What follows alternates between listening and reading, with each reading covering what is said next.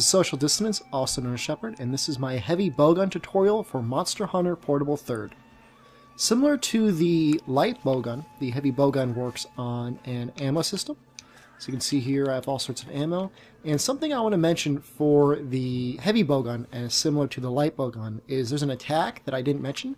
If you press select, you'll do like a little swinging attack with the bowgun. And while it isn't all that great in terms of actual damage, it is worth using if you need to knock out a Kelby or some other creature like that in the field. Otherwise, it works pretty much exactly the same. After a shot, let me actually load up. Press triangle to load. After a shot, you just do normal rolls. You can't do the hops at all. That's unique only to the light bowgun. And you can see here you move a lot slower with it. However, the biggest difference with it is if you press triangle and circle with a weapon already drawn, is you'll enter siege mode. So you'll be given a list of ammo here. The siege mode weapons, or Shepard mode ammo types available are poison and fire. So you can see here, it's kind of like a green shot up at the top, followed by a number. That's the number of shots that I have loaded right now in this mode. So I'm not actually going to shoot them. I definitely want to use these shots during the mission. However, otherwise you can see here, flipping through the list, there are the different ammo types, and going to page 8 will show the 2 shots I can use. So that is Fire Elemental Shot and Poison Shot Level 1. Otherwise, it's the same type of armor I had before. It's a Dobo armor. Oh, did I not bring any bombs? Well, that's okay. Well, if I ended up getting beaten up, we'll just stay that way. Otherwise, you get 2 choices for your barrel type. I chose to have a shield only because, I mean, if you're not going to use a shield with a heavy bowgun, then pretty much in every other respect you're better off using a light bowgun. I guess you can get some slightly higher levels of raw power with a heavy bowgun, and certainly you can get out a lot more shots with a rapid fire. Not rapid fire, with siege mode, but sometimes it's really difficult to get that off. So I'm going to go ahead and start off some poison shots. We hit him with some paint. And this guy's name is Dobo something or other. Doboruberuku. Sounds something like that. And I know he's going to take six shots to get poisoned. So we're just going to enter siege mode here. Load up. And just fire away. And the best part is even if you get stunned midway through an attack, whatever ammo you had loaded before will at least fill up your clip. So, alright, he's already poisoned with 5 shots. That's fairly decent. So I'm going to switch over to normal shot level 2. I can load up a lot of shots like that. And I'm just going to wait for a good opportunity to switch over to siege mode and use my fire shots. I'm missing really bad. I'm not going to aim for the tail at this distance. Well, this is a good distance. It's like right there. You have to be careful. He attacks pretty much almost exclusively with that tail of his. And he'll actually start taking flight at some point. He'll actually slowly move towards you like this. Kind of scary.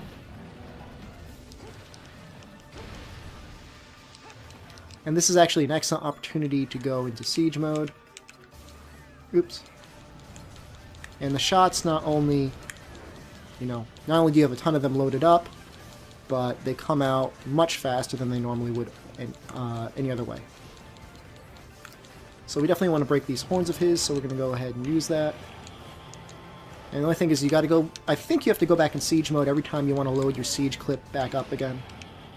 At least that seems to have been the case every time I've used it. There might be a reload in there that I just didn't notice. See, with the shield, it's fairly effective, even though I took that, head on. It did not do too much damage to me.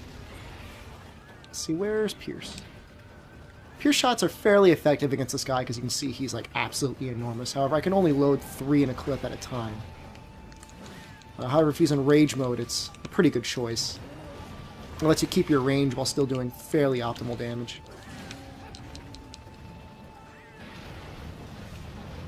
Sometimes he'll do like a quick lift-off attack, and that's always like really scary. It looks like he's not doing it now.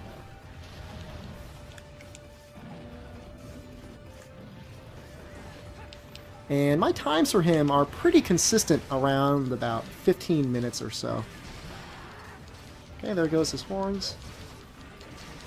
So he's really weak to fire damage, so that fire attack I did to him earlier was a good choice. Okay, so we're really close. We're going to go ahead and just unload on him.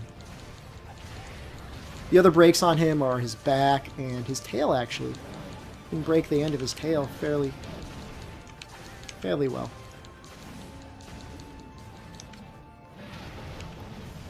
Just a quick note, you can block while in siege mode, however it knocks you out of siege mode. Just something to keep in mind. I don't really know what happened there. I think he got a little confused. He couldn't really attack me because I was right next to him.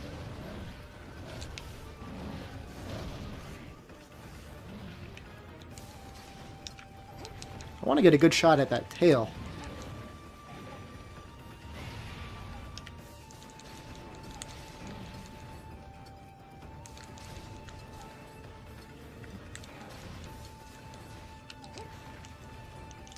Okay, I'm just going to point out here that he is no longer poisoned. So I'm going to go ahead and load up some level 2 poison shots. Because of the level of recoil on this gun, it should be pretty easy to get them out. Now, just because I'm using poison shots doesn't necessarily mean that I think he's weak to poison. It's just a good shot to use on this gun. It doesn't have paralysis or sleep, so I figured I might as well use something. Plus, it's kind of fun to see like the little purple bubbles coming out of his head. You can see here it does pretty significant damage anyways. It's one of the most damaging direct damage shots in the game. It does 15 damage, I believe. Or at least it has in the past.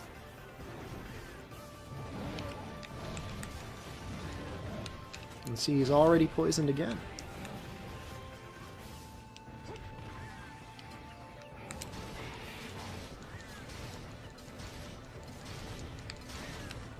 Is he exhausted? I can't really tell. Looks like he might be.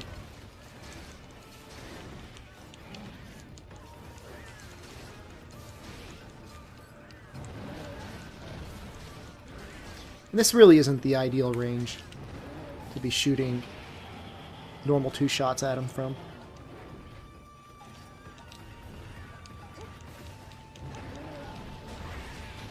Just a quick note, you want to go from the last page forward when you're combining shots, because they're like at the end of the pages.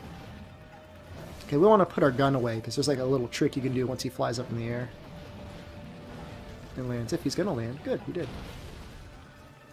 You can actually mine his tail. Ooh. And then if we keep attacking the tail, something else happens.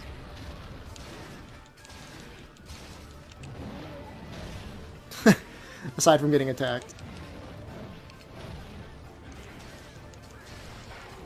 Okay, there goes his bat. Oh wow, okay.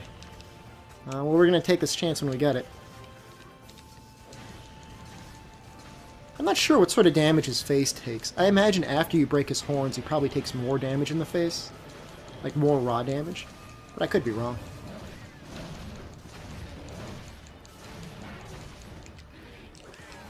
I think I flinched him just in time. Alright, this is probably a risky time to go into siege mode. Looks like it paid off anyways.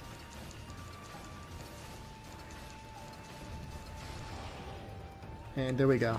These are all the carves you can get off of him, or all the breaks you can get on him at least. He just landed right on him. I don't know if that was enough to get Adrenaline +2 active. It's probably pretty close if it isn't already. Whoa! I got kind of scared. I didn't want him to land on me. We're going to go for our 3rd poisoning.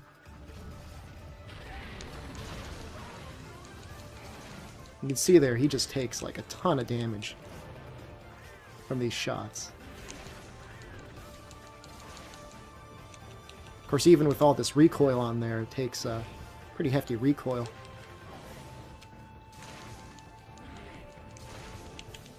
Now, one thing I've almost always been unsuccessful with is getting him in a trap when I want him to get in a trap. Because he almost always does like this weird thing where like he sees a trap and he just like runs away. Especially when he's exhausted.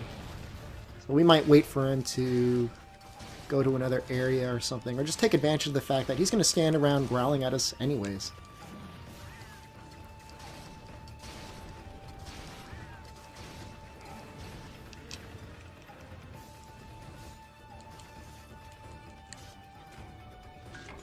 We'll get one carve there. Let's see what the items were. I think those are tails? Maybe? I don't know. I have no idea. Oh, and another note is this can shoot normal shot level 3 as well, which is actually probably pretty decent against him. I should probably be using that. Because if it's going to ricochet, it's going to ricochet into his body. And we are going to lay... They give us a free trap to use. We're going to go ahead and just lay that down here. You might run into it. Thank you.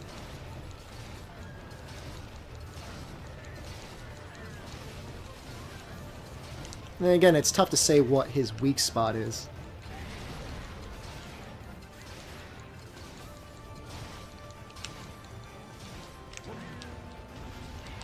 Face usually is not a bad target. And the funny thing about him is like, it's whenever you think you're safe from him is actually when you're at your least safe. Because all of his attacks are from his tail, like so.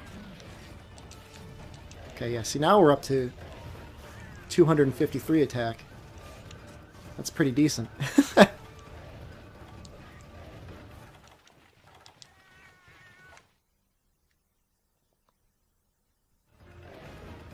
And we'll go ahead and we'll lay down this other trap just for the fun of it. He does give 4 carves though, so in general it's... Oh! Good job, cats! In general it's worth killing. Because we want the carves, because he gives 4 carves. Okay, so that didn't take as long as I thought it would take. It usually takes me at least 15 minutes, but this time it looks like it took just about 12, and that was with the explanation of the gun, so it's pretty good. And I wasn't even adrenaline gunning for most of the time.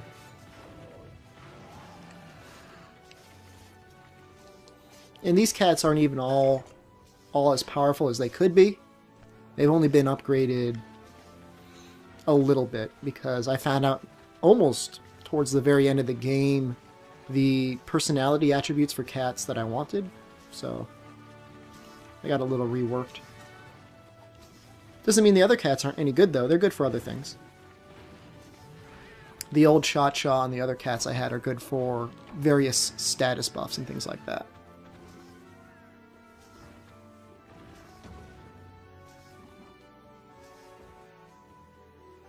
Okay, there are 2 tutorials left. I forgot to mention that I need to do a Switch Axe tutorial as well.